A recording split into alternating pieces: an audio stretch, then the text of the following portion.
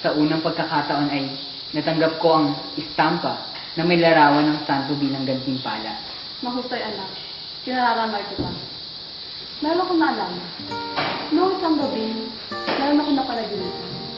Lumabas ako sa isang pintuan at doon nakakita ako na napakaliwanag ng sila. Nangangahulugan lamang ng ina na sa loob ng 3 buwan ay makalalaya ka na sa tiisang ito. Tinatapawag mo ko, anak. Sana'y magbilang ang sila. Hihintayin ko ang pagkakataong iyon. Tama na yan. Bumalik ka na sa iyong kulungan. Tapos na ang inyong oras. Salamat ina. Noong bakasyon ng 1874, nahilig si Rizal sa pagbabasa ng mga nobelang romantiko.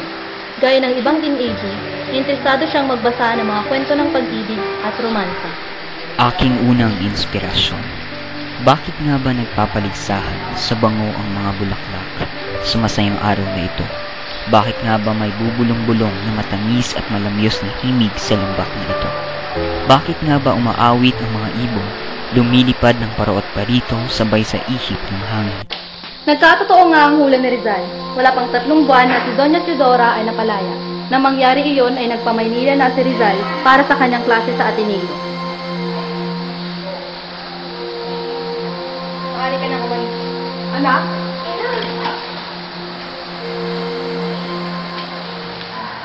Pagkaraan ng mahabang bakasyon ay nagbalik si Rizal ng Maynila para sa kanyang ika-4 na taon. Naging interno siya ng Ateneo. Isa sa kanyang mga profesor ay si Padre Francisco de Paula Sanchez. Excelente, Rizal. Excelente. Sadyang napakagaling mo sa mga tulahin.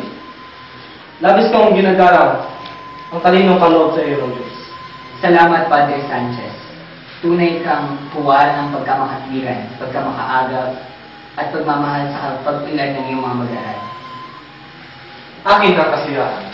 Naging inspirasyon ni Rizal si Padre Sanchez para magkaroon ng panibagong sigla sa pag-aaral. Nanguna siya sa mga klase niya sa lahat ng asignatura at nanalo siya ng medalya sa pagtatapos ng eskolar. Bagaman teenager pa lamang si Rizal, mataas na ang pagpapahalaga niya para sa edukasyon. Naniniwala siya sa mahalagang papel nito sa kaunlaran at kalayaan ng isang bansa. Inilahad niya ito sa isang tula. Sa edukasyon ay magtatamo ng liwanag ang bansa.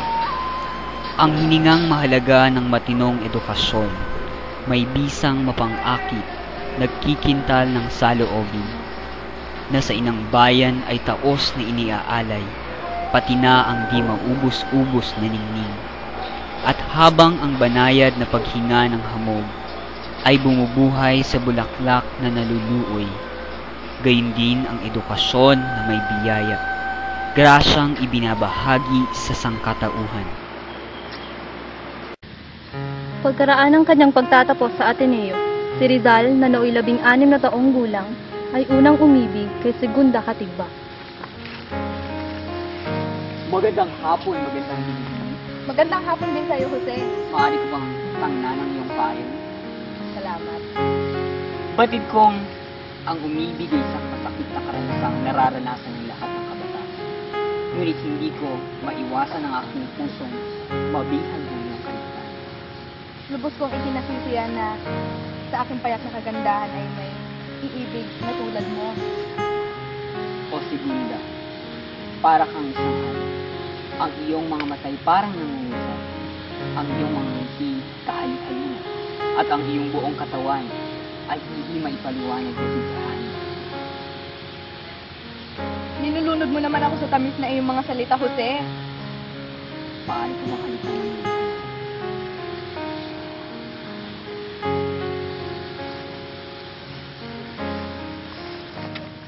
Ngunit makalipas lamang ang ilang araw, ang unang babaeng nagpatibok ng kanyang puso ay tuluyan nang nawala sa kanya.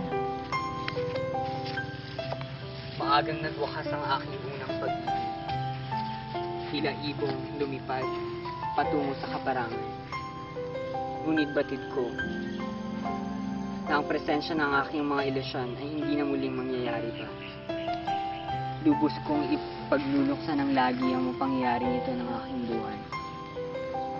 at batid ko ang aking puso ay matagal na maghihilom at di na muling iibig sa kanyang unang pagkabito. Sa kabutihang palad, kahit bigo at naging mapait ang unang pag-ibig ni Rizal, hindi naman ito nakaapekto sa kanyang pag-aaral sa Universidad ng Santo Tomas.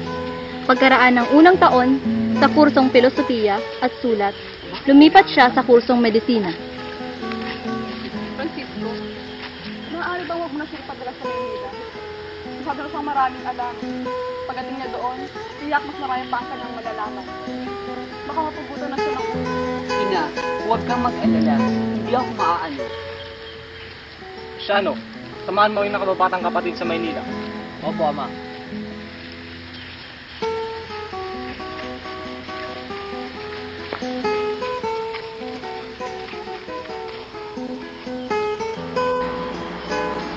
Sa Universidad ng Santo Tomas ay nagpamatrikula si Rizal. Pangalan? Jose Rizal, Edad? 17. Tirahan? Kalam-balam. Anong kurso ang iyong kukunin? Medisina. Medisina ang nais ko upang magamot ang pagkabulag na akin.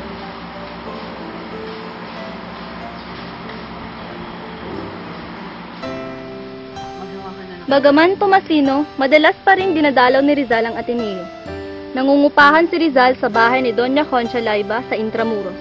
Kapitbahay niya rito sina Kapitan Juan at Kapitan Sanday Valenzuela na may magandang anak na babae, si Leonor. Ano ang nasa iyong bumok, Leonor? Ano yun? Isang napakagandang bulaklak, kaparan ng iyong kagandahan. Kahanga-hanga, Pepe. Ilagay natin sa iyong mahal na mahal kita.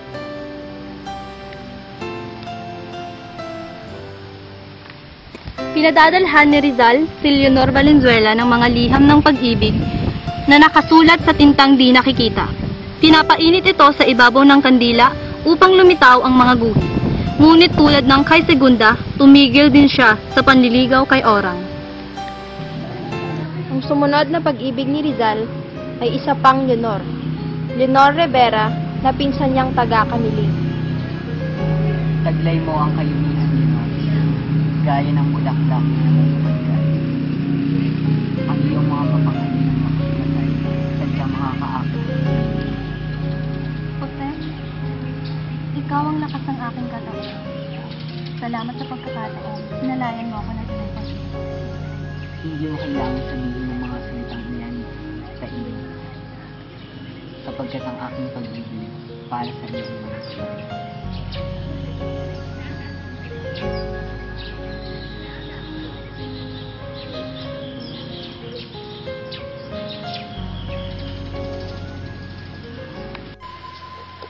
Pagkaraang matapos ang ika-4 na taon ng kanyang medisina sa UST, si Jose Rizal ay hindi nasiyahan sa sinaunang pamamaraan ng pagtuturo sa Dominikong pamantasan.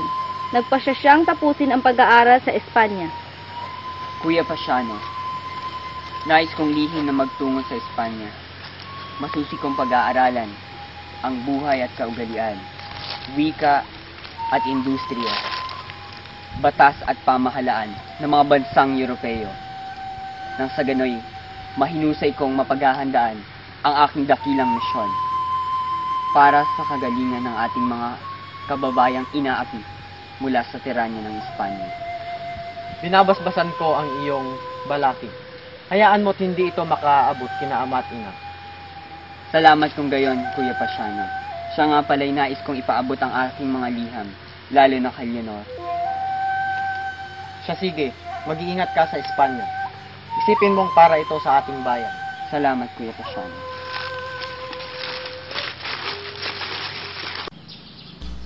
Katulad ng matatandang Ebreyong nanag-alay sa templo ng mga kauna-unahang bunga ng kanilang pag-ibig, tayong nangingibang lupain ay naguukol ng mga kauna-unahang tinig sa ating inang bayang nababalot ng mga panganurin at mga ulap ng umaga. Lagi nang maganda at matalain at sa tuwin ay lalong sinasamba habang sa kanya'y nawawala.